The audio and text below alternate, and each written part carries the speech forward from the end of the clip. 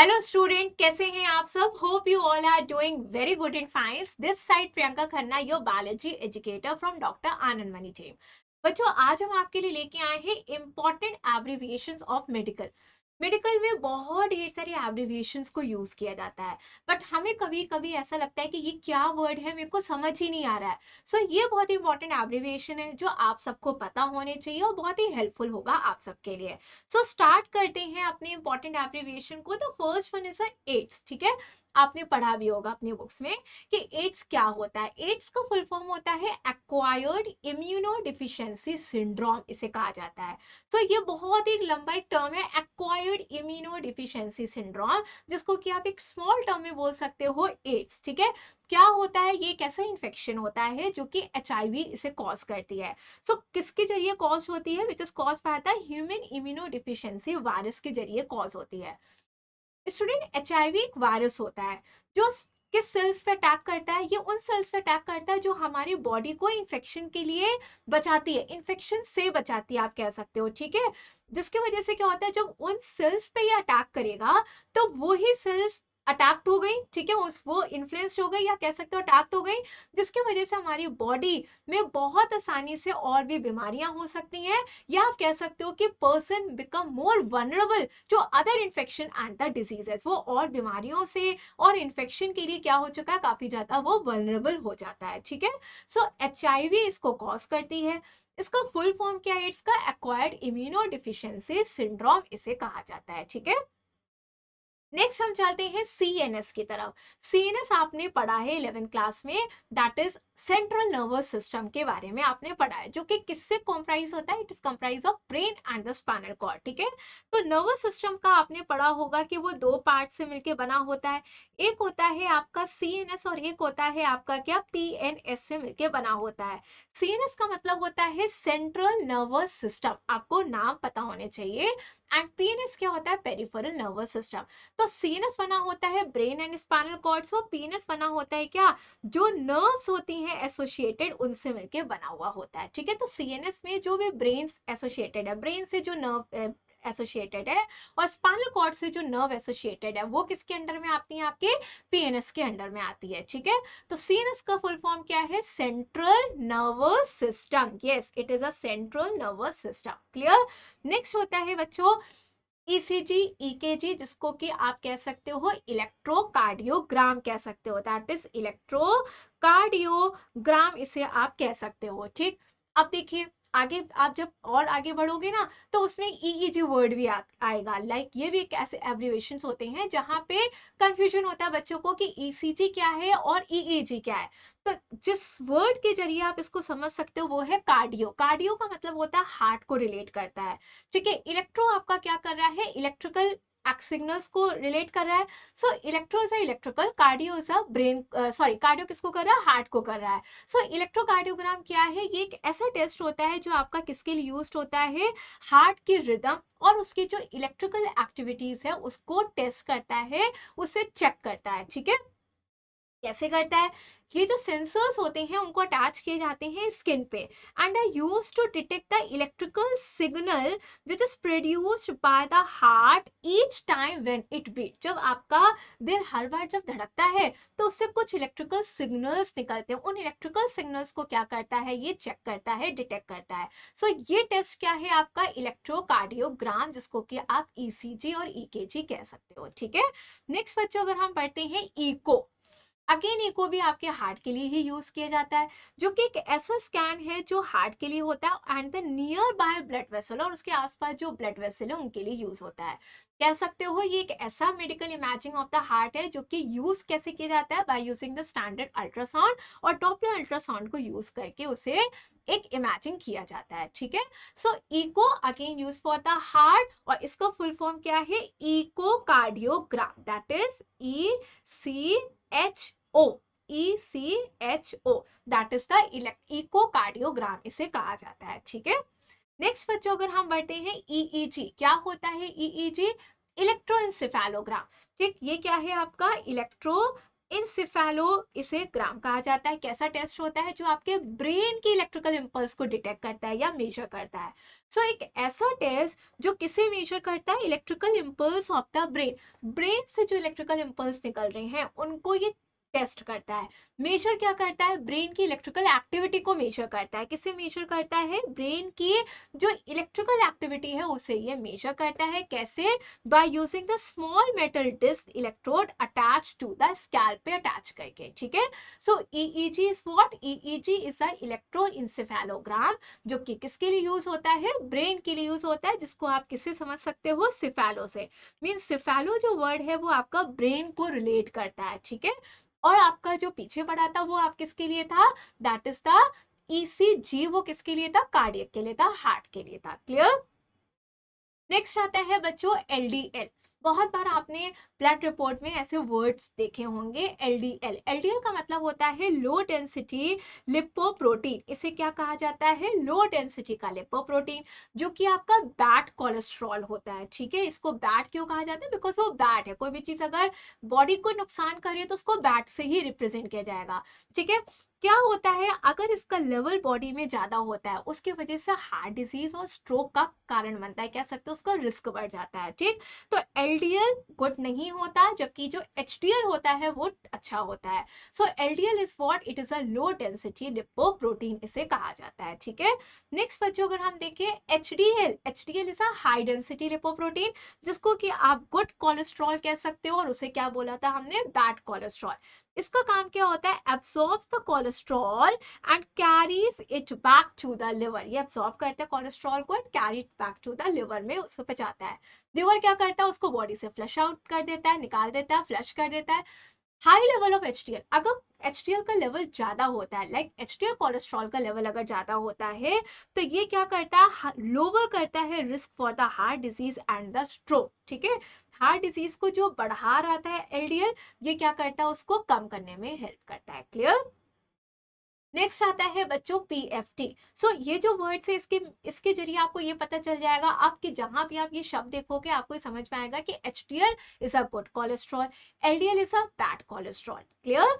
PFT, PFT क्या होता है? Pulmonary function test. अब देखिए नाम से आप बहुत कुछ चीजें समझ सकते हो। पल्मिनरी जो होता है ये वर्ड आपका यूज होता है लंग्स के लिए यूज किया जाता है। सो लंग्स के एक्टिविटीज को चेक करने के लिए, टेस्ट करने के लिए जो आपका रिजल्ट है, लाइक कह सकते हो जो इमेजिंग टेस्ट है वो क्या है? आपका पल्मिनरी फंक्शन टेस्ट होता है। ठीक है। जिसको कि पीएफटी बोला जाता है। Next is COPD, that is the chronic obstructive pulmonary disease. क्या होता है? ये एक ऐसी लंग की डिजीज होती है जिसके वजह से ब्रीथ लेना वो थोड़ा डिफिकल्ट होता है, और इसका मेन कारण क्या होता है? स्मोकिंग। यस, स्मोकिंग लंग्स के लिए वैसे ही बहुत हार्मफुल होता है, और स्मोकिंग इसका सबसे बड़ा कारण होता है। ठीक है। जिसको क्या कहा जाता है? क्रॉनिक, मतलब अच्छे ज्यादा खासे लेवल पे जो एक ऑब्स्ट्रक्शन क्रिएट कर रहा है। कहाँ पे? पल्मोनरी में। ठीक है, लंग्स में। सो इस डिजीज का नाम क्या है? क्रॉनिक ऑब्स्ट्रक्टिव पल्मोनरी डिजीज कहा जाता है। ठीक है।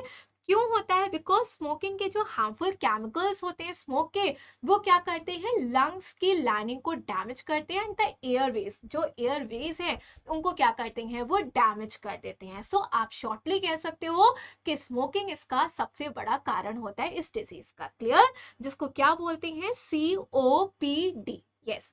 नेक्स्ट बच्चों अगर हम देखें CRF, बड़े बड़े शब्दों में तो चीजें समझ में आ जाती है। किसी ने किडनी फेलियर कहा तो आपको समझ में आ जाएगा, लेकिन कभी अगर CRF लिखा हुआ होगा तो वो समझ नहीं आता, एंड ये इंपॉर्टेंट है उसको जानना। तो CRF का फुल फॉर्म होता है क्रॉनिक रीनल फेलियर। रीनल का मतलब किससे निकल के आता है? किडनी से निकल के आता है। ठीक है।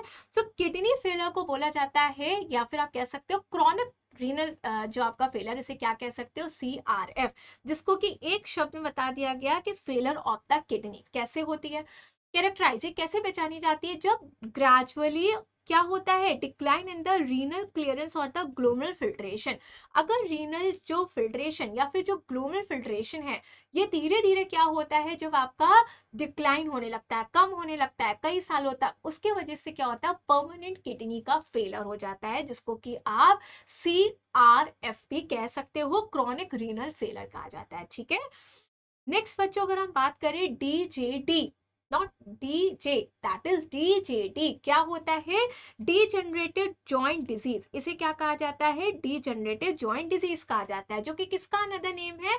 ऑस्टियो ऑर्थराइटिस का एक अनदर नेम है। ठीक है, ऑर्थराइटिस आपने वर्ड बहुत सुना होगा, लेकिन इस बीमारी को क्या कह सकते हो? DJD, that is the degenerative, because degenerate हो रही होती है, तो डीजनरेटेड जॉइंट डिजीज कहा जाता है। ठीक, कैसे होती है? It occur when the flexible tissue at the end of the bone. Bones के एंड पे जो फ्लेक्सिबल टिश्यूज होते हैं वो क्या होते हैं? वियर्स डाउन होने लगते हैं। ठीक है, तो अगर वो फ्लेक्सिबल टिश्यू खत्म होने लगेंगे, वियर डाउन होने लगेंगे, तो सिर्फ बीमारी कॉज होती है। उस बीमारी को क्या कहा जाता है? ऑर्थराइटिस। ठीक है, तो wearing down of the protective, because वो एक प्रोटेक्टिव टिश्यू है और वो प्रोटेक्टिव टिश्यू ही वियर होते जा रहे हैं, जिसकी वजह से क्या होगा? धीरे धीरे जो वियर होते जाएंगे, खत्म होते जाएंगे, तो उसकी वजह से क्या होगा? ये एक लंबे समय तक वो और भी क्या होता है? नुकसान करता है। कह सकते हैं कि काफी ज्यादा वो वर्स्ट हो जाता है ओवर द टाइम। ठीक है, सो ये डिजीज को क्या कहा जाता है? डीजनरेटिव जॉइंट डिजीज, जिसको एक छोटे टर्म में आप कह सकते हो डीजेडी। क्लियर? नेक्स्ट होता है URI, that is the upper respiratory infection, जो कि किसका अनदर नेम है? कॉमन कोल्ड का अनदर नेम है। जो कॉमन कोल्ड होता है उसका अनदर नेम क्या है? Upper respiratory infection.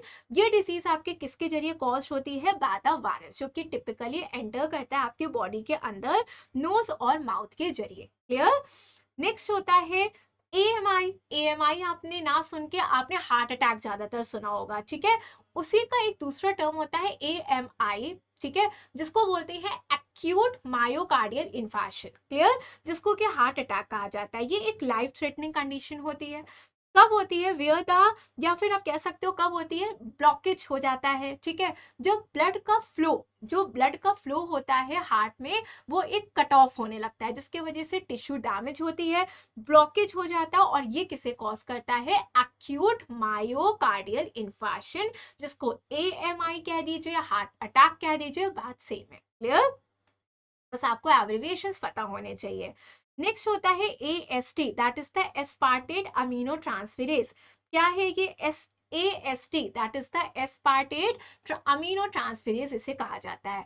ये एक ब्लड टेस्ट होता है, कह सकते हो ये एक ब्लड टेस्ट नहीं है, बल्कि इसके लिए ब्लड टेस्ट होता है, जो कि डिटेक्ट करता है लिवर डिजीज को। लिवर डिजीज को क्या करता है? ये डिटेक्ट करता है। ठीक है, AST एस्पार्टेट अमीनो ट्रांसफेरेज एक आपका एक एंजाइम होता है, जो कि मोस्टली आपके लिवर में पाया जाता है, आपके मसल्स में पाया जाता है, और अदर ऑर्गन्स में पाया जाता है। ठीक, अब जिन आप ऑर्गन की बात कर रहे हो उनके सेल्स में पाया जाता है, लेकिन when the cells that contain the AST, जो सेल्स इस AST एंजाइम को कंटेन करते हैं, अगर वो सेल डैमेज हो गए, तो ये ही AST कहाँ पे निकल जाती है? ब्लड में निकल जाती है। और इसीलिए ब्लड टेस्ट होता है, जिसके वजह से इसको मेजर किया जाता है, और उसके वजह से अगर ये ब्लड में आ गया, that detect the liver disease के बारे में वो डिटेक्शन कर सकता है। ठीक है, so AST blood test measures the amount of the AST in your blood, और जो कि क्या डिटेक्ट करता है? लिवर डिजीज के बारे में डिटेक्ट करता है। क्लियर?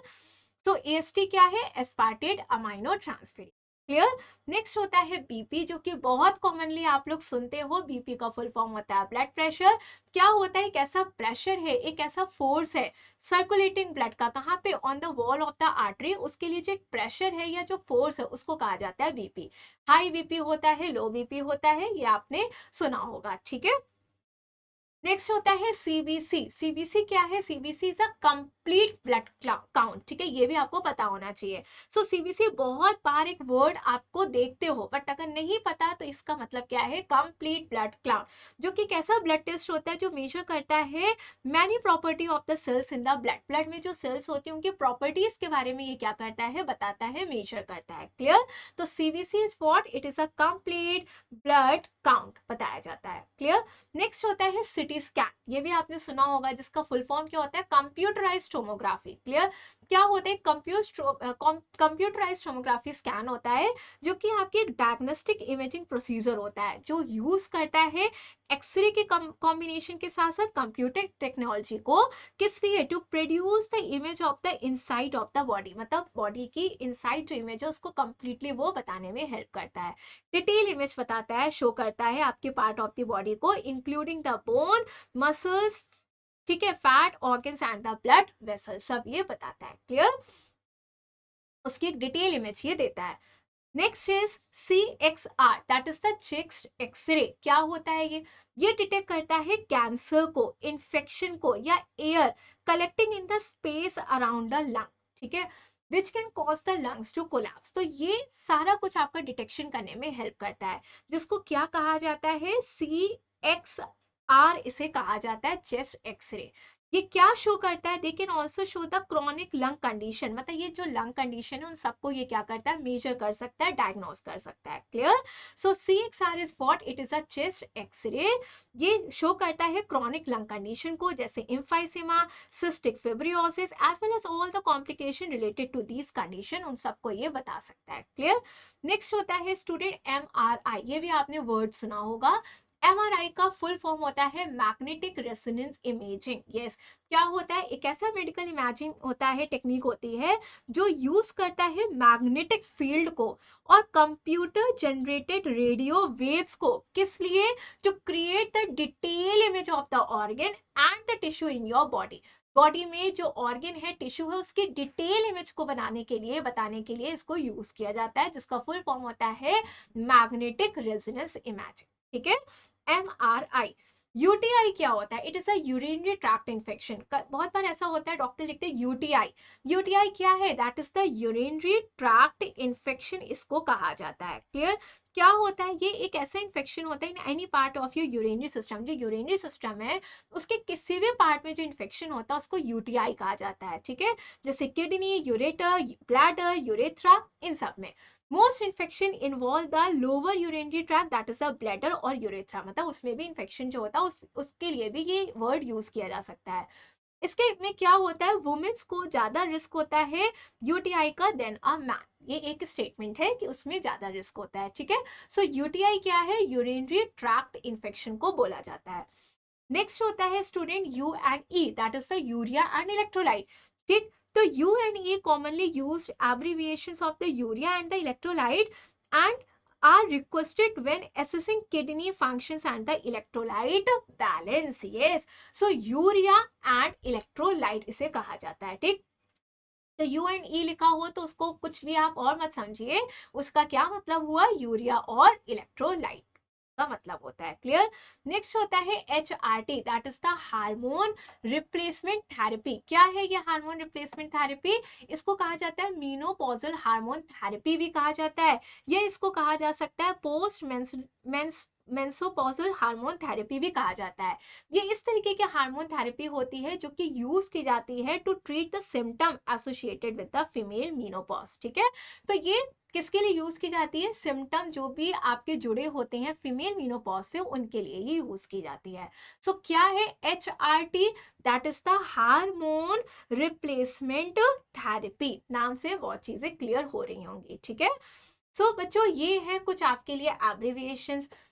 कोशिश करेंगे आपके लिए इसी तरीके से और भी ज्यादा इंपॉर्टेंट एब्रिविएशंस को लेके आए। मिलते हैं अपने नेक्स्ट वीडियो में, till then bye bye, thank you so much.